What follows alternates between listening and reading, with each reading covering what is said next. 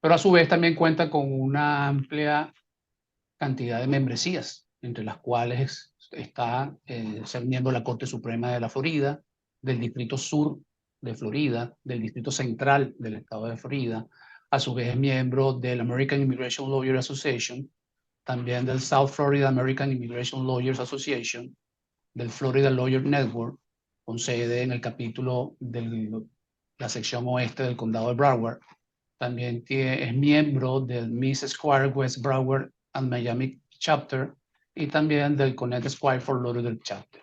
A su vez, por su trayectoria profesional, ha tenido algunos premios, entre los cuales el último es el de San Gregory Women of Will, Mujer del Año 2021. No tenemos la menor duda de que, bueno, Patricia nos va a dar un valor agregado importante en nuestra función como una entidad sin fines de lucro con miras a apoyar a nuestra comunidad hispana. Y de verdad les agradezco su participación y espero que toda la información que nos comparta Patricia sea un valor agregado para ustedes y siéntanse libres al final de hacer todas las preguntas que consideren, sin antes dejar de comentarles que la charla de hoy simplemente va a ser un abreboca para posteriores ciclos de conversaciones que vamos a tener ya en materias más específicas de las que ya va a mencionar el día de hoy y que seguiremos compartiendo con ustedes en próximas fechas en nuestras redes sociales. De nuevo, bienvenida Patricia, y es todo tuyo el micrófono y la sala. Muchas gracias por esa introducción. Efectivamente, hoy solamente, como dice Gustavo, va a ser un abreboca. Les voy a compartir mi presentación para que tengan una guía de lo que vamos a estar haciendo hoy, hablando hoy. Pero otra vez es algo bien generalizado, porque dos casos de inmigración nunca van a ser igual, y lo que puede ser efectivo para una persona o lo que puede calificar a una persona no puede ser el caso, puede que no sea el caso de la otra persona.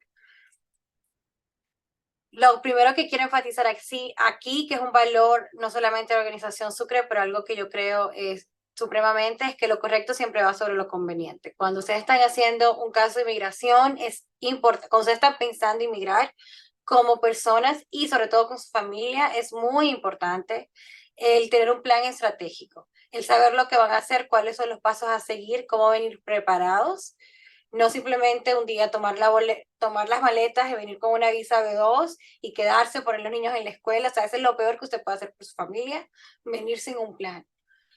Muchas veces, a veces los clientes me llaman cuando ya tienen los niños en el colegio, ya compraron una casa, y yo le digo, ok, ¿el dinero para el negocio dónde está? No, ya me gasté todo lo que tenía en la casa, o pagando la renta por 6 meses, o ya tengo los niños en el colegio, que es una violación del estatus de B2, o ya vinieron por la frontera, todavía peor, donde ya muchas posibilidades mueren en el momento en que una persona viene a Estados Unidos sin estatus. O sea, una planificación estratégica te ayuda a ganar tiempo, a organizar tus recursos y a obtener las metas que necesitas para ti y tu familia mucho más rápido y eficientemente.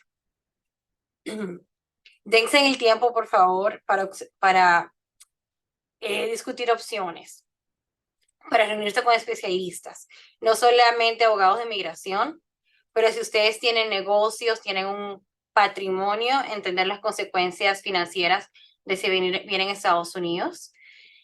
También entiendan y hagan la investigación de con quién están lidiando. Con todas las personas que tienen que hablar con ustedes en ese camino, lamentablemente, en el camino de emigrar a Estados Unidos, hay muchas personas que se aprovechan de las personas que quieren venir. No solamente los coyotes de la frontera, también personas con sacos y corbatas se aprovechan de los inmigrantes. Entonces es muy importante que ustedes entiendan con quién están lidiando y que tengan algún tipo de referencia cuando estén lidiando con cualquier profesional, no solamente desde el punto de vista legal, pero financiero, hasta la persona que le va a cobrar el negocio, o la persona que le está ofreciendo trabajo, de verdad que sea un trabajo, no una oferta de algo que es totalmente diferente a lo que le están ofreciendo. Definitivamente el camino legal y estratégico es el mejor que le puedo recomendar. Las 6 recomendaciones principales que les voy a hacer es que investiguen, no mientan.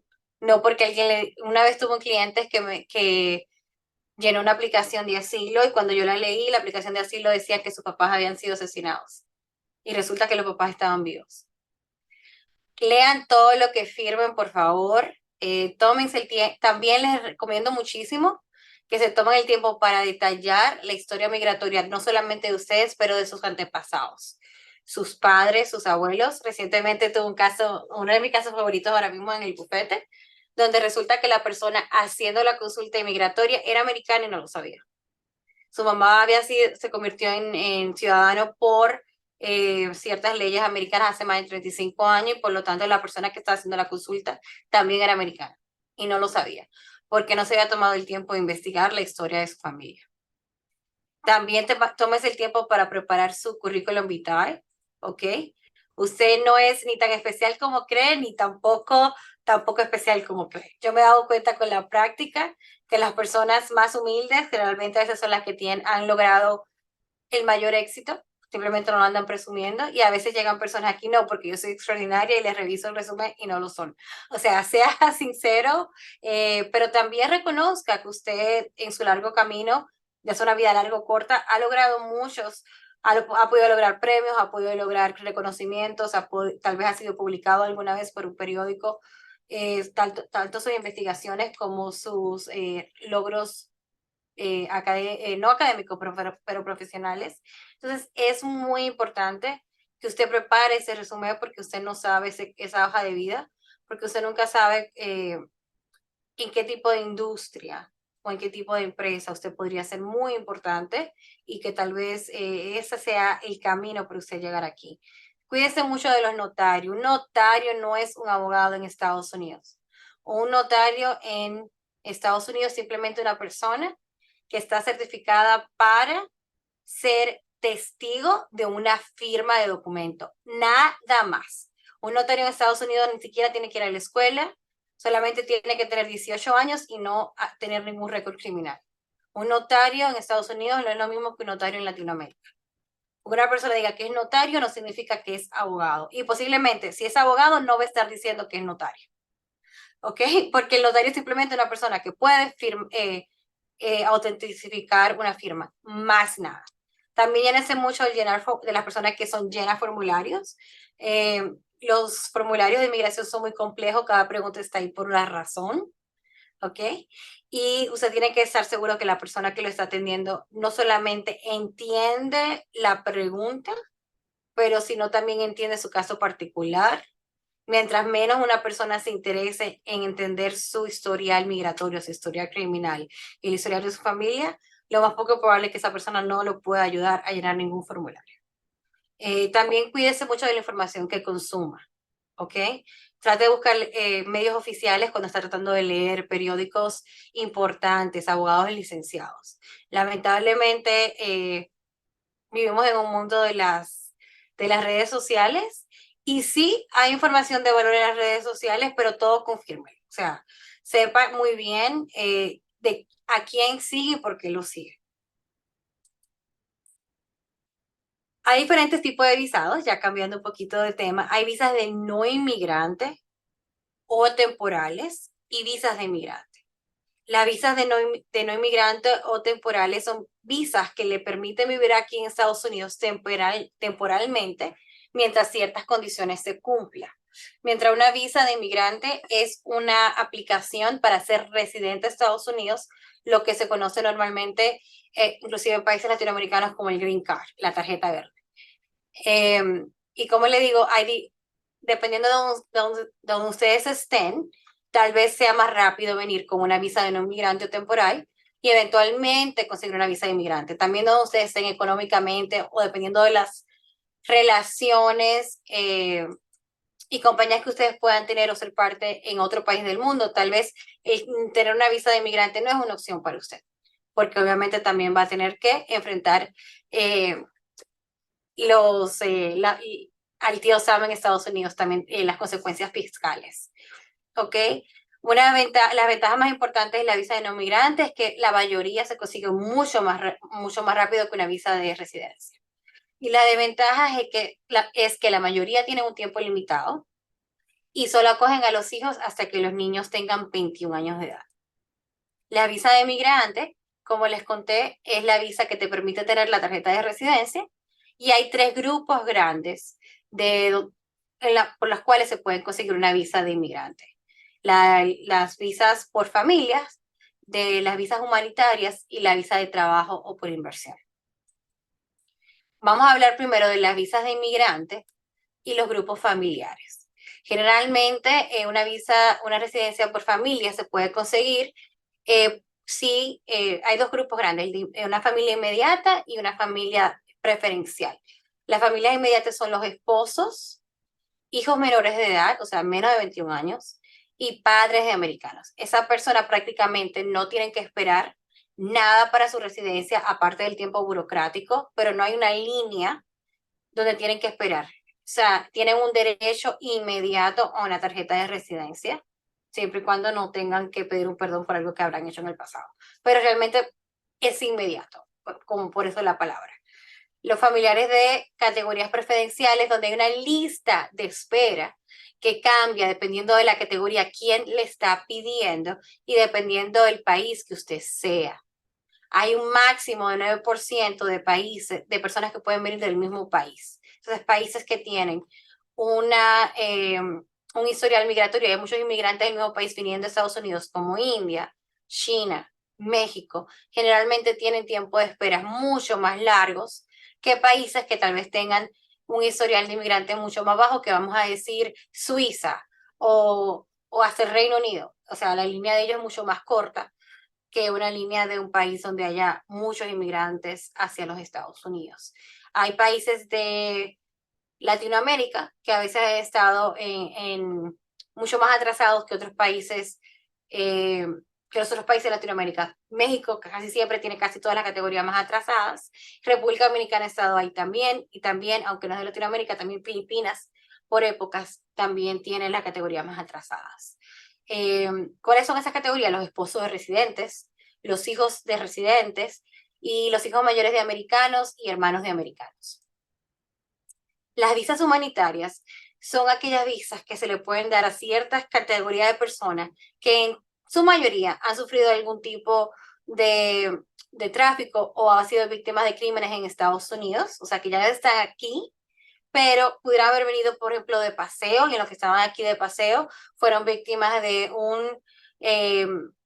podemos decir, de un crimen, de violencia o de violencia doméstica, en lo que estaban, pero eso tuvieran que haber sufrido ese daño en lo que estaban en tierra americana, con estatus o sin estatus. Pero obviamente tiene que ser documentado por la policía y tiene que haber un récord de eso. También están los refugiados, que son personas que ya vienen a Estados Unidos amparados como refugiados reconocidas. Generalmente son las personas que están viniendo en Estados Unidos, por ejemplo, de Siria. El asilo se pide dentro de Estados Unidos y tiene que ser durante el primer año que la persona está en Estados Unidos en cualquier estatus. Estados Unidos, lamentablemente, es un país que no concede mucho asilo. ¿Ok? Es casi imposible predecir si una persona le va a dar asilo, aunque tenga un buen caso. Y yo quiero resaltar en esta llamada que para una persona obtener asilo en Estados Unidos, usted tiene que demostrar que usted ha sido perseguido en su país o el país donde vivió por última vez, por su raza, nacionalidad, opinión política, grupo social identificado, por ejemplo, por ser homosexual, por ejemplo, por el gobierno o por un grupo del gobierno que no pueda proteger. O sea, que el gobierno no te lo pueda proteger, que el gobierno no pueda ir en contra de la guerrilla o el gobierno no pueda controlar cierta vamos a decir, pandilla. ¿Ok? Pero el asilo jamás es porque lamentablemente usted no puede comprar comida, o jamás es por violencia generalizada. Yo lamento mucho que usted no pueda salir de su casa porque puede ser atracado, pero eso no es una base de un asilo. Y por favor, no deje que nadie lo convenza de que sí es. También hay tipos de visas humanitarias temporales que realmente protegen a ciertas personas que ya están en Estados Unidos, como el TPS o el DACA, que es lo que protege a los Dreamers en este momento, a los niños que fueron traídos por sus padres cuando eran menor de edad, o sea, a los adultos que fueron traídos cuando eran menor de edad. Y también está el parol humanitario, que muchos de ustedes tal vez han podido escuchar. Ahora mismo protege a ciertos ciudadanos de Venezuela y Nicaragua, por ejemplo. Y también está el paro de reunificación familiar, que siempre, o por la mayor parte de los últimos 40, 50 años, ha servido a los ciudadanos cubanos, pero que ahora también otros países se pueden beneficiar, como Colombia.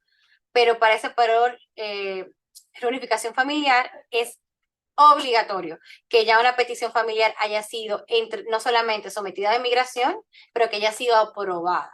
No porque alguien lo vaya a pedir hoy, usted va a ser candidato a reunificación familiar. Tiene que ser una I-130, una petición familiar que ya fue aprobada, y tampoco es que usted pida automáticamente venir por ese programa. Inmigración extiende las invitaciones a las personas que ellos piensan que podrían beneficiarse de este programa. Ahora vamos a hablar un poquito de las visas de trabajo e inversión.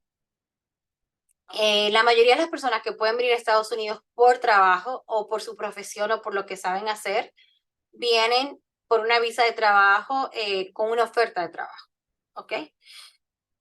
Algunas de las visas pero hay visas para las cuales no se necesitan una oferta de trabajo.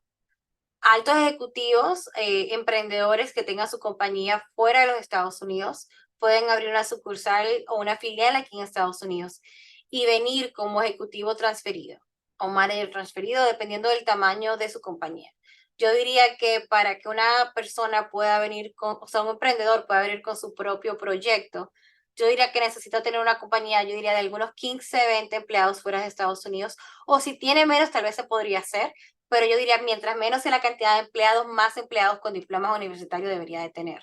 También otros factores que influyen mucho es cuánto vende la compañía y qué tipo de servicio o producto vende la compañía. El otro tipo de categoría de personas que pueden venir a Estados Unidos sin tener que tener un empleador son los inversionistas de ciertos países que pueden venir con la visa E2. La visa E2 está basada en tratados de libre comercio e inversión entre Estados Unidos y ciertos países en Latinoamérica, por ejemplo. Algunos de los países que gozan de este privilegio de tener este pasaporte mágico o este tratado de comercio con Estados Unidos son Colombia, Chile, Argentina. Los ciudadanos de esos países pueden venir a Estados Unidos, invertir en un negocio, ¿ok? Vamos a pensar un negocio tradicional de 9 a 5 con empleados, y eso le va a dar el derecho a vivir aquí en Estados Unidos prácticamente hasta el resto de su vida, siempre y cuando el negocio esté abierto y tenga empleados. Obviamente, como lo dijimos antes, los niños menos de 21 años saldrían en algún momento de la visa, pero el papá y mamá, mientras tengan el negocio, prácticamente pueden seguir viviendo aquí. ¿Qué es la cantidad de invertir? Va a depender muchísimo del tipo de negocio. Usted no puede decir, bueno, mi plan de negocio es que yo voy a tener una compañía de camiones y cada camión me cuesta $50,000 y usted tiene 40,000 para invertir, no tiene ni por un camión, no va a funcionar. ¿Ok? La cantidad de dinero que va a invertir tiene que ser tiene que tener sentido con su plan de negocio. Usted dice, yo voy a minar petróleo, posiblemente va a necesitar una cantidad en los millones de dólares, por ejemplo. De la misma manera, si dice, no, yo voy a ofrecer servicios porque yo soy especialista en lavado de dinero, y yo puedo, o sea, en cómo detectar lavado de dinero, y yo puedo darle servicios a bancos de cómo ellos pueden detectar lavado de dinero, posiblemente el dinero que necesite va a ser mucho menos, porque obviamente todo está en su cabeza y en su computadora. Si solamente le lleva este proyecto al consulado, no se lo van a aprobar, ellos quieren ver que usted tiene algo que perder, pero posiblemente con alquilar un local por un año, con pagar ciertos servicios de mercadeo, con pagar ciertas regulaciones, pagos a la ciudad para poder tener su negocio, posiblemente sí le van a dar la visa.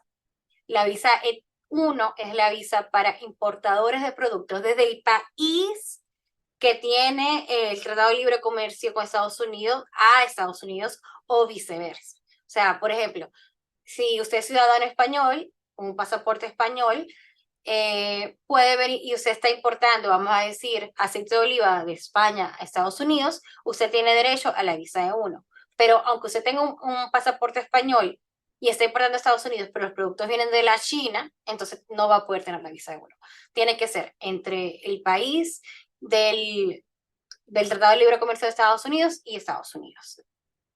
Es muy importante lo que hablábamos más temprano, de saber su historia migratoria, no solamente a Estados Unidos, sino a otros países, porque a veces muchos de mis clientes, por ejemplo, dominicanos, venezolanos, que no tienen ese tipo de países que no tienen ese tipo de tratado de libre comercio con Estados Unidos, se pueden beneficiar si pueden conseguir un pasaporte, la ciudadanía de un país que sí tiene un tratado de libre comercio con Estados Unidos. Por ejemplo, muchos de los latinoamericanos que no tienen tratado estadounidense, perdón, tratado de libre comercio con Estados Unidos, a veces pueden venir con una visa de 2 o de 1 porque pueden conseguir su pasaporte español, francés, eh, italiano. Por ejemplo, muchos de los venezolanos que están en Estados Unidos con esta visa vinieron con pasaporte italiano o español, igual que los dominicanos que están aquí. Entonces es muy importante que haga la tarea de investigar el pasado familiar. Vamos a hablar un poquito ahora de las visas de no inmigrantes para las cuales necesariamente tiene que tener un empleador una oferta de trabajo. La visa O, que es para una persona de habilidades extraordinarias, ya sea en los negocios, en las artes, generalmente siempre va a necesitar un empleador, o en los casos de los artistas o los deportistas van a necesitar una persona que sea su agente, el agente que asegura su participación en los eventos, ya sea de modelaje o deportivo, pero va a tener que tener a alguien soportándole. La visa O1A es prácticamente automática para una persona que haya tenido un premio, el premio más importante de su categoría. Por ejemplo, si vamos a hablar de matemática o de química, sería un Nobel. Si vamos a hablar de actores, sería obviamente un Oscar. De la música sería un Grammy. Para todos los demás, todavía se puede conseguir esa visa, pero va a ser una combinación de por lo menos 3 categorías en otras áreas. Por ejemplo, premios importantes en el campo de desempeño. O sea, no me he ganado, yo soy actriz, no me he ganado el Oscar, pero me he ganado todo eso en los otros. Membresías exclusivas en su campo, publicaciones en periódicos, revistas especializadas, donde hablan de esa persona como, por ejemplo, estamos haciendo el ejemplo de la actriz como actriz. De la misma, y también que hayan, por ejemplo, contribuciones especiales en su área, por ejemplo, una persona que sea un químico o estudió física, por ejemplo, algún científico que haya podido dar una contribución, haber descubierto algo nuevo o haber hecho algo de una manera diferente que dio inicio, o sea, que dio pie a que algún proceso se pueda hacer de una manera diferente. Eso es algo original, sobre todo si tiene una patente o tiene derechos intelectuales. Eso demuestra lo que es original. El petit también ahí también, dependiendo de la categoría, de repente me dice, Patricia, yo soy profesional, pero ninguna de esas categorías es aplicada a mi campo. De repente, si podemos explicar por qué otro tipo de reconocimientos importantes de su campo, también se puede hacer la visa O. La visa O1B, de los artistas y personas de televisión, la O1A tiene que ver más con las artes, los negocios y las personas que enseñan. La categoría de visa que quiero ir ahora es la visa de profesionales. ¿Qué quiero decir con profesionales? Quiero decir de personas que fueron a la universidad para obtener un diploma por lo menos por 4 años. Yo me he dado cuenta mucho, por ejemplo, que en Venezuela hay un diploma universitario que solamente 3 años, es técnico, pero muchas personas tienen eso. Lamentablemente tienen que ser 4 años de estudio o la equivalencia de 3 años de trabajo por año de estudio, o sea, 12 años de experiencia en su campo. Para la H1B se puede utilizar la experiencia. ¿Ok? ¿Cómo funciona la visa H1B? La H1B es por lotería. ¿Y por qué le digo lotería? Porque lamentablemente Estados Unidos solamente da 65,000 visas al año, pero hay aproximadamente de 200,000 a 300,000 aplicantes cada año. Entonces, lo que pasa es que en marzo de cada año se hace la lotería y las personas que salen en la lotería, que son inscritas por el empleador potencial, tienen la habilidad, o sea, si son elegidas, pueden mandar su aplicación formal a inmigración y si inmigración aprueba su caso, ellos pueden entrar a Estados Unidos como profesional H1B en octubre de cada año. Por ejemplo, ahora yo tengo como 4 clientes en diferentes consulados buscando su visa porque ellos van a poder entrar en octubre primero como trabajador H1B.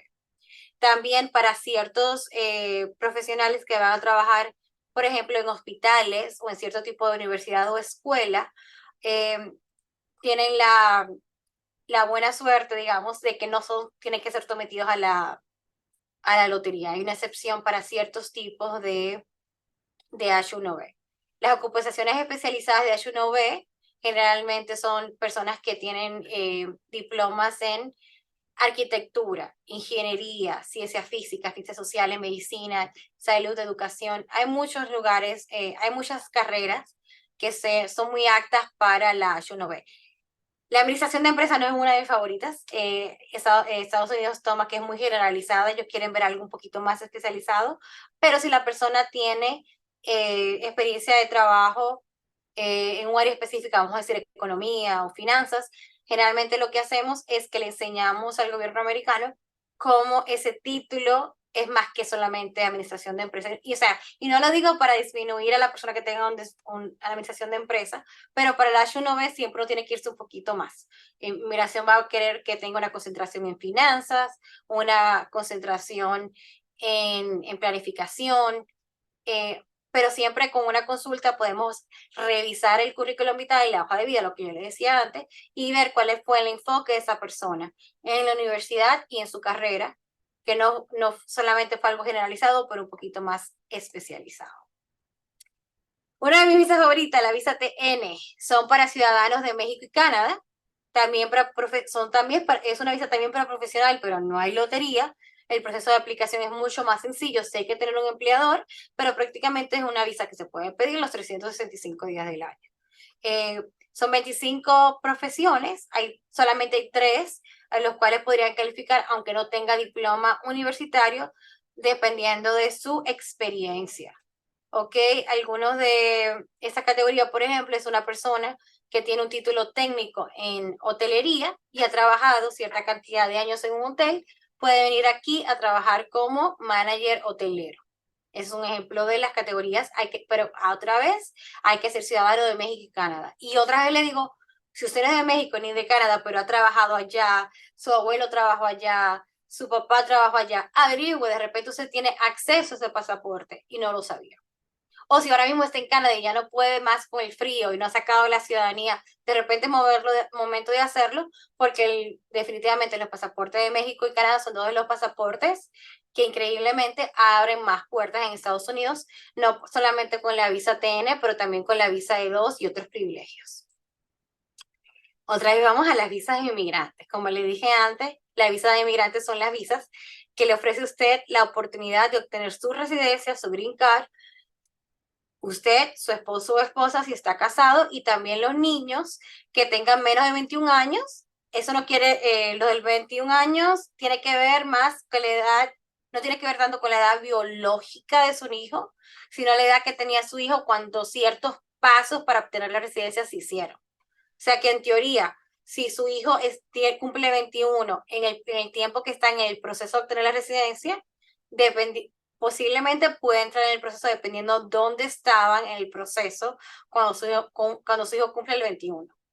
La planificación, como le dije del principio, es lo más importante. No espera que su hijo tenga 21 años y 6 meses, perdón, 20 años y 6 meses o 20 años y 8 meses para comenzar a para comenzar a averiguar qué es lo que va a hacer.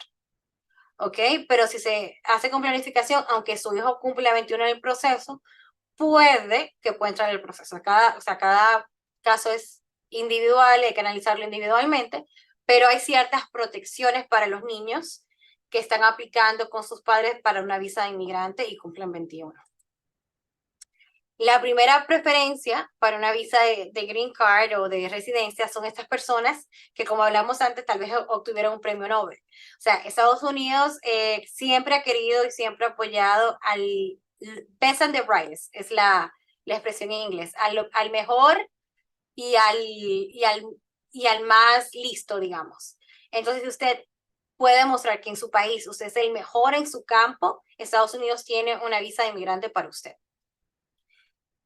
La segunda categoría es para esos altos ejecutivos de compañías, aunque no sea su compañía, que sea un emprendedor, pueden obtener una residencia si fueron transferidos a Estados Unidos por la compañía que usted trabajaba en el exterior en los últimos 3 años, transfiere a Estados Unidos a trabajar aquí y puede que usted califique para una residencia como alto ejecutivo o manager transferido. La segunda transferencia de trabajo para residencia es la que normalmente se conoce como la visa de alto interés nacional. Mucha gente la conoce como la EB2 o la visa de excepción, pero esta es la visa que le permite a una persona que tenga una de las dos cosas, un diploma universitario de alto nivel como una maestría, un PhD, o sea, que tenga un doctorado, o ser una persona excepcional en su campo, que haya recibido cierto tipo de distinción en su campo, que tenga 10 años trabajando en su campo y haya recibido cierto tipo de premio y reconocimiento.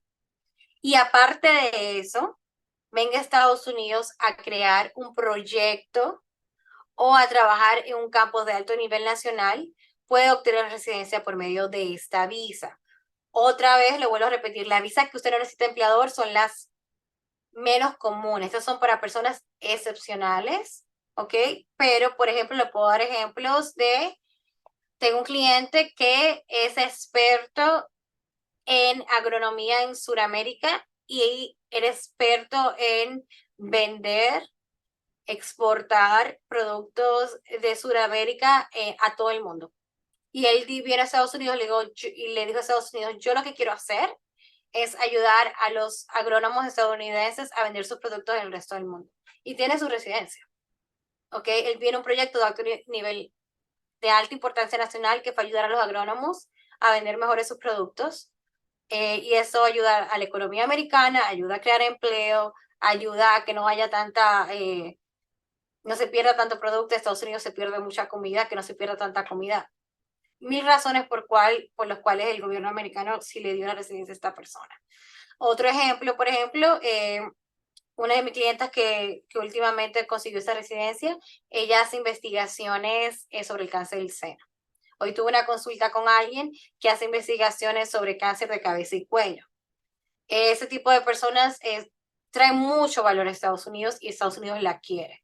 ¿Ok? Pero usted no tiene que ser solamente científico. También tengo un cliente que tiene su residencia pendiente, que yo sé que se la vas a aprobar, que él es un ingeniero de informática y él quiere venir a Estados Unidos a crear mayores sistemas de educación en línea para estudiantes que después de la pandemia, estamos hablando de menores de edad, han sufrido mucho con esos cambios de que si voy a la escuela, que se estudie en casa, y él ha creado, vamos a decir, programas más especializados que le permitan a estos niños estar más relajados y aprender mejor desde casa.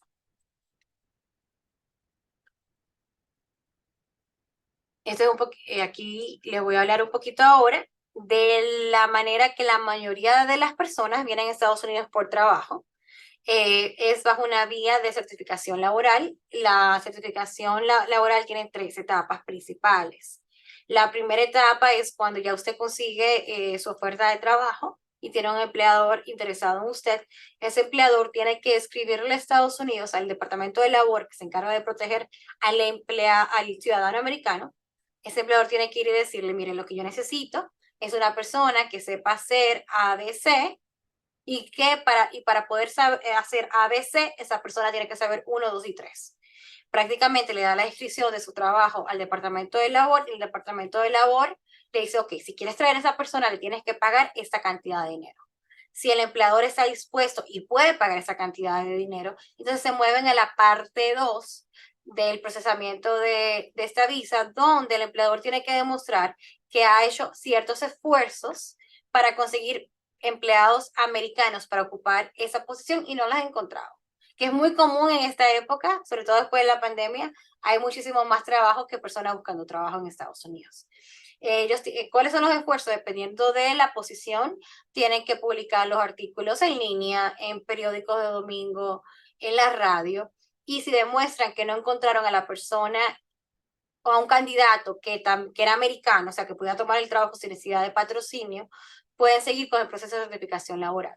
La última parte de esa certificación laboral es cuando el gobierno determina que efectivamente el Departamento de Labor aprobó eso y, o sea, aprobó la descripción del trabajo y el salario y que efectivamente el empleador no encontró candidatos y que el empleador también puede pagar el salario. Y ahí pasa a la petición de inmigrante. Si la persona está aquí en Estados Unidos, generalmente podemos proceder a lo que se llama el ajuste de estatus, es cuando pedimos la residencia desde Estados Unidos, pero si la persona está en su país, entonces tiene que esperar por su visa en el consulado.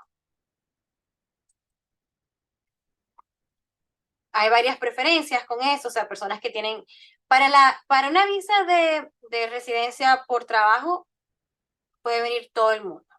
O sea, desde el albañil, el mesero, hasta la persona con el doctorado más avanzado del mundo. O sea, para todo tipo de profesional, lo que necesite el empleado americano, siempre y cuando el empleado americano pueda demostrar que eso es lo que necesita, que ese tipo de persona, con ese profesional obrero, es lo que necesita. ¿Ok?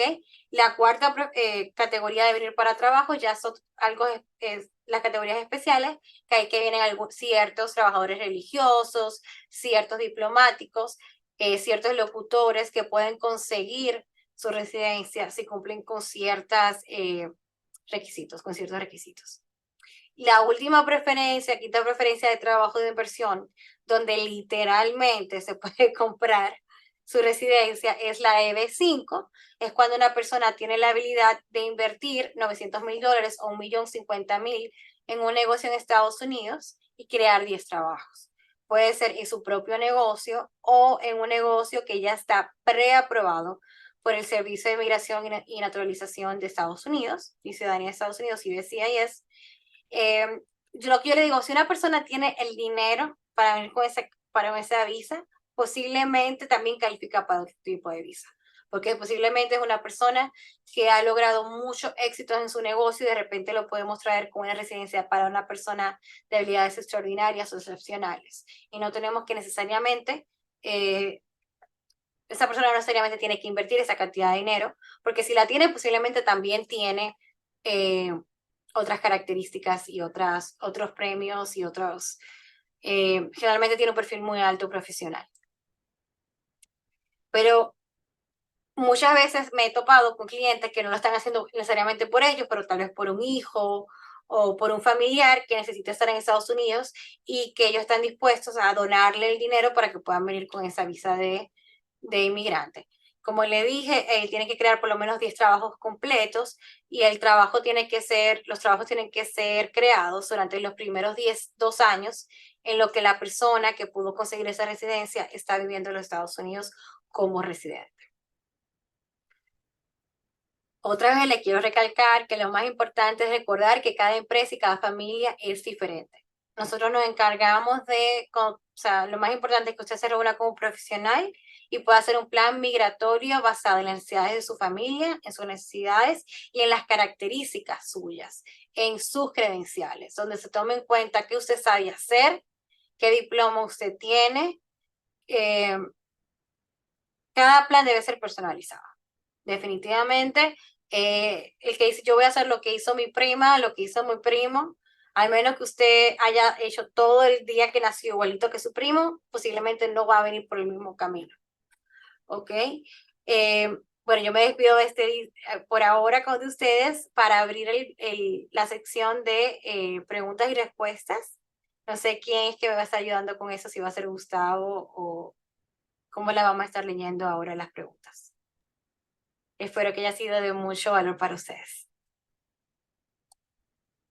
Muchísimas gracias, Patricia. De verdad, súper clara toda tu orientación que nosotros como personas que ya estamos aquí, que tenemos algunos años, es tan importante tener esa planificación desde el punto de vista de inmigración y tú abriste todas las perspectivas con todas las opciones que hay, porque no necesariamente hay que hacer lo que ya hicieron nuestros predecesores, ¿cierto?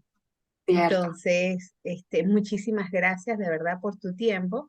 Y bueno, abrimos el panel del chat para cualquier pregunta que tengan.